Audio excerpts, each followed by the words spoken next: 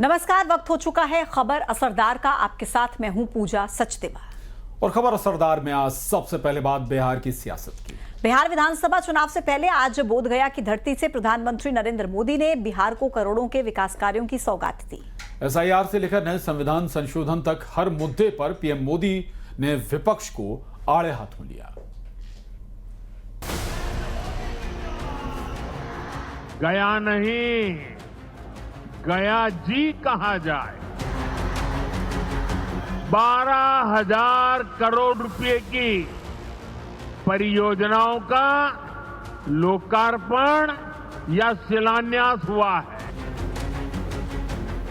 लालटेन राज में एक क्षेत्र लाल आतंक से जकड़ा हुआ था। लालटेन वालों ने पूरे बिहार के भविष्य को अंधेरे में धकेल दिया था। देश का भविष्य घुसपैठियों को नहीं तय करने देंगे। बिहार विधानसभा चुनाव के पहले आज बोधगया की धरती से पीएम मोदी ने बिहार को करोड़ों रुपए के विकास कार्यों की सौगात दी।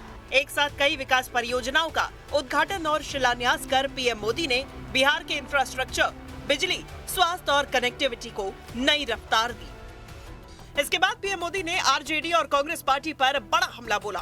पीएम मोदी ने कहा, आरजेडी ने बिहार के लोगों को केवल वोट बैंक समझा, बिहार के लोगों को लूट कर अपनी तिजोरियों को भरने का काम किया।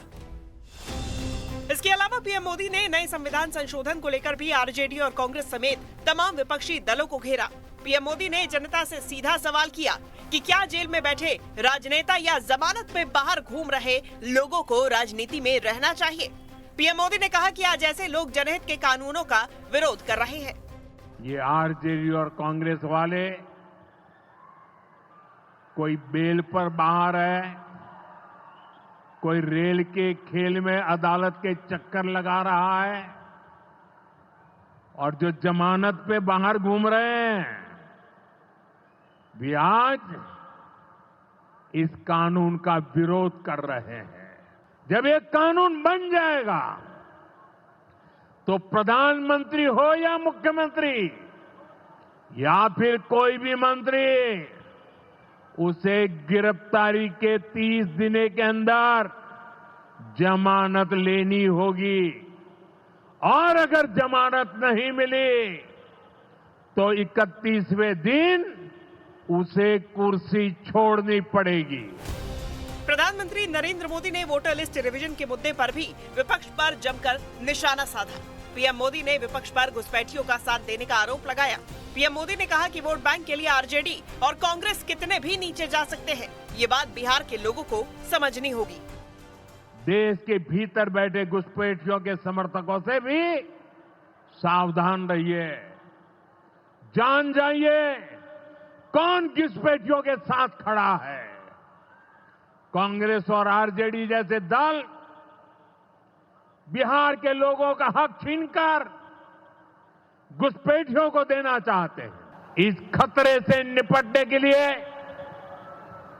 मैंने डेमोग्राफी मिशन शुरू करने की बात कही है। बहुत जल्द ये मिशन अपना काम शुरू करेगा।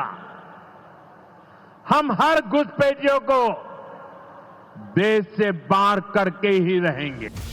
कुल मिलाकर आज बिहार की धरती से प्रधानमंत्री नरेंद्र मोदी ने विधानसभा चुनाव की टोन सेट कर दी है।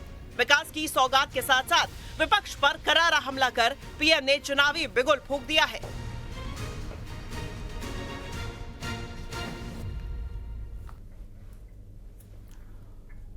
और विधानसभा चुनाव से पहले बिहार में मुसलमान वोटर्स को साधने की कोशिश शुरू हो चुकी है। हर राजनीतिक दल अपने अपने तरीके से मुस्लिम वोट्स को बटोरने की योजना तैयार कर रहा है। लेकिन सवाल यही है कि आने वाले चुनाव में ये वोट बैंक किस तरफ रुख करेगा और किसकी नैया पार लगाएगा।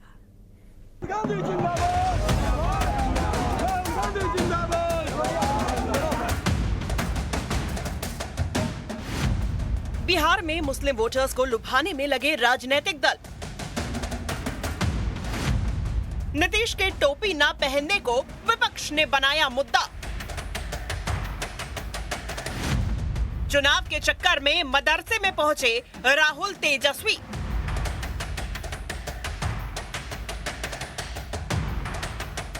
बिहार की सियासत में मुस्लिम वोटर्स हमेशा से गेम चेंजर रहे हैं।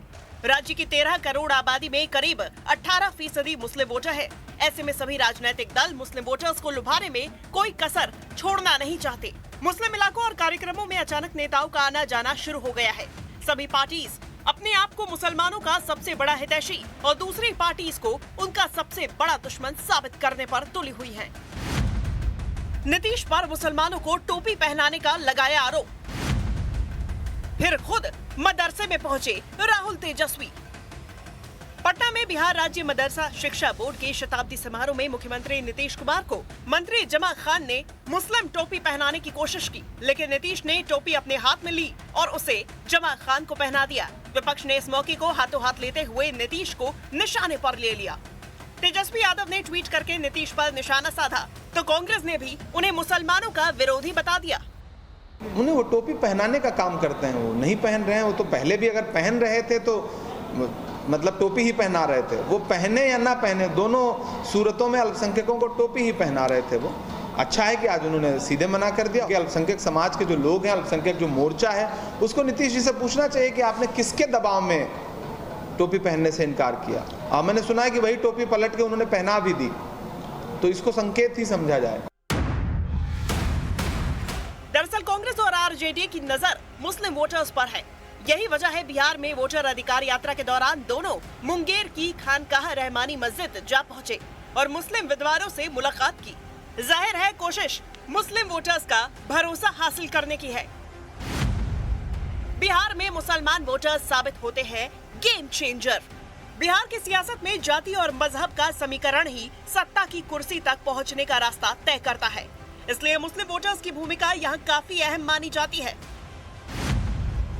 राज्य की 47 विधानसभा सीटें मुस्लिम निर्णायक मानी जाती हैं। सबसे ज्यादा 24 सीटें सीमांचल इलाके में हैं, जहां औसतन 36 से 37% मतदाता मुस्लिम हैं। 2020 के चुनाव में बीजेपी, जेडीयू और कांग्रेस आरजेडी गठबंधन के बीच इन सीटों पर कड़ी टक्कर देखने को मिली थी।